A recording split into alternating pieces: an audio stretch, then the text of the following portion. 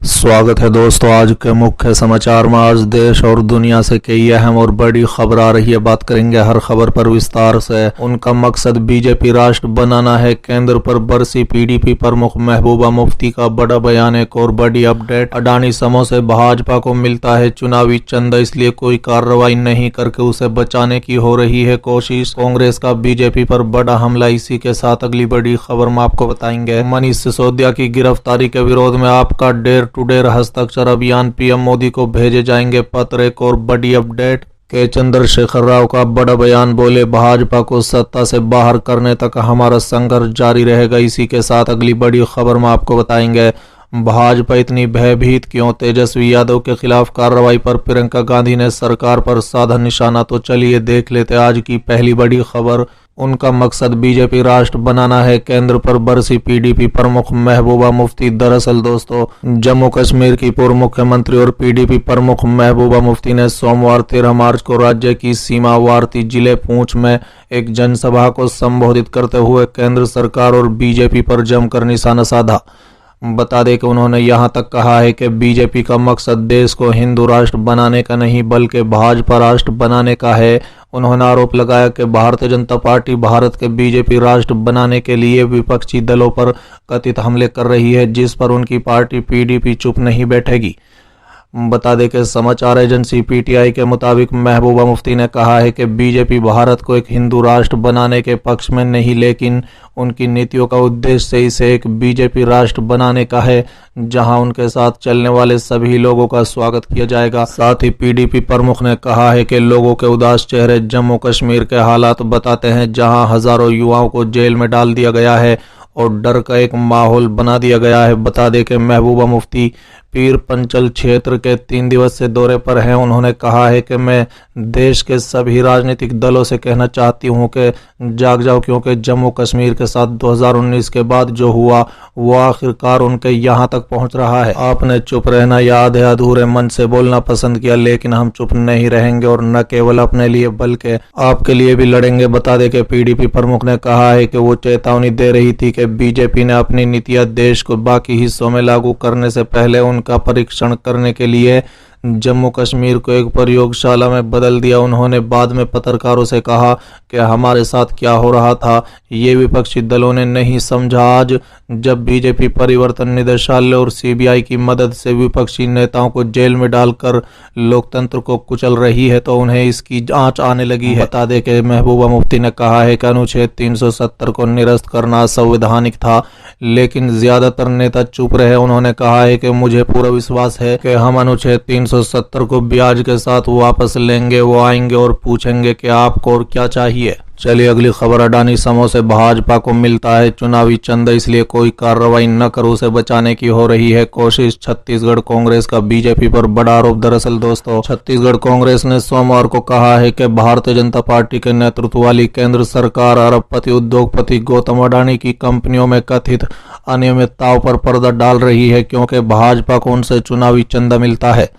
बता दें कि कांग्रेस महासचिव और छत्तीसगढ़ के प्रभारी कुमार शैलजा ने अडानी समूह के खिलाफ अमेरिकी कंपनी हिडनबर्ग रिसर्च के आरोपों की जांच शुरू करने में केंद्र की विफलता पर यहां एक विरोध प्रदर्शन के दौरान पार्टी नेता और कार्यकर्ताओं को संबोधित किया है। आपको बता दें कि विरोध मार्च अंबेडकर चौक से शुरू हुआ और राजभवन पर समाप्त हुआ, जहां पार्टी के नेताओं ने संयुक्त संसदीय समिति यानी जेपीसी की जांच की मांग करते हुए राज्यपाल को एक ज्ञापन सौंपा है। इस पर बोलते हुए शैलजा ने सवाल किया कि हिडनबर्ग को अडानी के खिलाफ खुलासे किए हुए काफी समय हो गया है, लेकिन अभी तक ना तो कोई प्राथमिकी दर्ज की गई है और ना ही किसी तरह की जांच के आदेश दिए गए हैं। मोदी सरकार चुप क्यों है? बता दें कि अडानी मामले में बोलते हुए शैलजा ने आरोप लगाया कि भाजपा और मोदी सरकार इस मुद्दे पर इसलिए चुप है क्योंकि सत्तारूढ़ पार्टी को अडानी से चंदा मिलता है। यही नहीं, विरोध प्रदर्शन के दौरान मुख्यमंत्री भूपेश बघेल ने पूछा कि अडानी समूह द्वारा की गई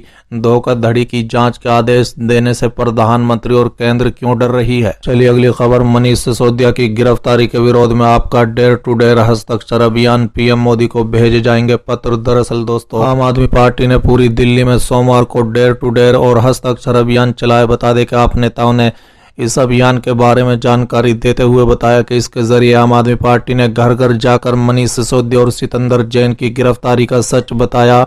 क्या आपको रोकने के लिए प्रधानमंत्री ने षड्यंत्र रचा है?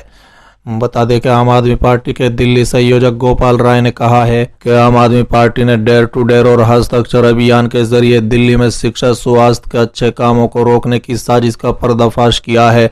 केंद्र एजेंसियों भ्रष्टाचार के खिलाफ नहीं बल्कि बदले की भावना से कार्रवाई कर रही हैं, इसलिए आपको हस्ताक्षर अभियान चलाने की जरूरत पड़ी है। दिल्ली के 2 मंत्री मनीष सिसोदिया और सितंदर जैन को जांच एजेंसियों ने फर्जी मामलों में गिरफ्तार कर लिया है, लेकिन भाजपा विधायक के रंगों हाथ केस बरामद होने पर भी छोड़ दिया।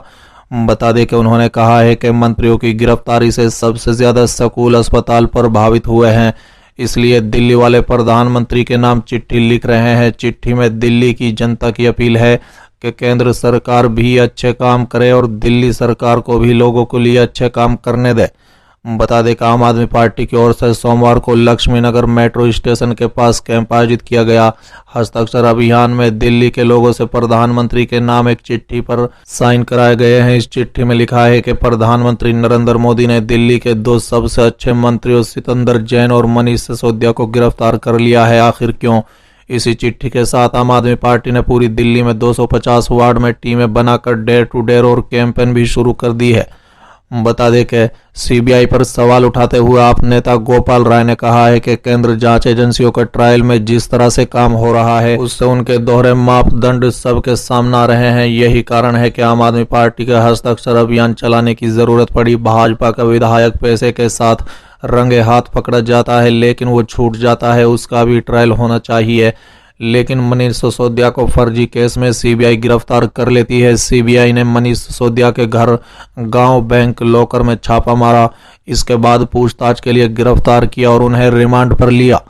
जब जनता की बात आई तो ईडी ने उन्हें गिरफ्तार कर लिया। इस तरह से केंद्र एजेंसियों का दोहरा मापदंड समझ में आ रहा है। यहाँ भ्रष्टाचार के खिलाफ कोई कार्रवाई नहीं हो रही है, यहाँ बदले की भावना से कार्रवाई हो रही है। साथ ही उन्होंने आगे कहा है कि आम आदमी पार्टी डेयर टू डेयर और हस्ताक्षर अभियान चलाकर दिल्ली की हर गली, हर घर में जाकर भाजपा का पर्दाफाश कर रही है। दिल्ली की जनता को बताया जा रहा है कि कैसे भाजपा की तानाशाह वाली केंद्र सरकार ने फर्जी मुकदमे लगाकर दिल्ली के शिक्षा और स्वास्थ्य मंत्री को गिरफ्तार कर जेल में भेजा है। आप प्रधानमंत्री के नाम चिट्ठी पर दिल्ली के लोगों से हस्ताक्षर लेकर उनका आक्रोश केंद्र सरकार तक पहुंचा रही है। हमारे साथ न्याय नहीं हो रहा है। अगर भाजपा के विधायक और अडानी की गिरफ्तारी होती तो लोगों को लगता कि सामान्य कार्रवाई हो रही है। ऐसे में हमें प्रधानमंत्री के नाम हस्ताक्षर अभियान चलाने की जरूरत नहीं पड़ती। बता दें कि गोपाल राय ने कहा है कि भाजपा के साथ जो दोस्ती कर ले वो लोग खुलेआम घूमने लगते हैं, मगर उनके खिलाफ बोलने वाला गिरफ्तार कर लिया जाता है। इसलिए हमें कहीं न्याय नहीं दिख रहा है,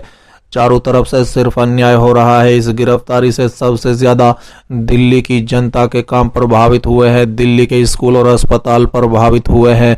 इसलिए दिल्ली के लोग प्रधानमंत्री के नाम चिट्ठी लिख रहे हैं। इस पत्र के माध्यम से दिल्ली की जनता की अपील है कि केंद्र सरकार भी अच्छे काम करे और दिल्ली सरकार को भी अच्छे काम करने दे।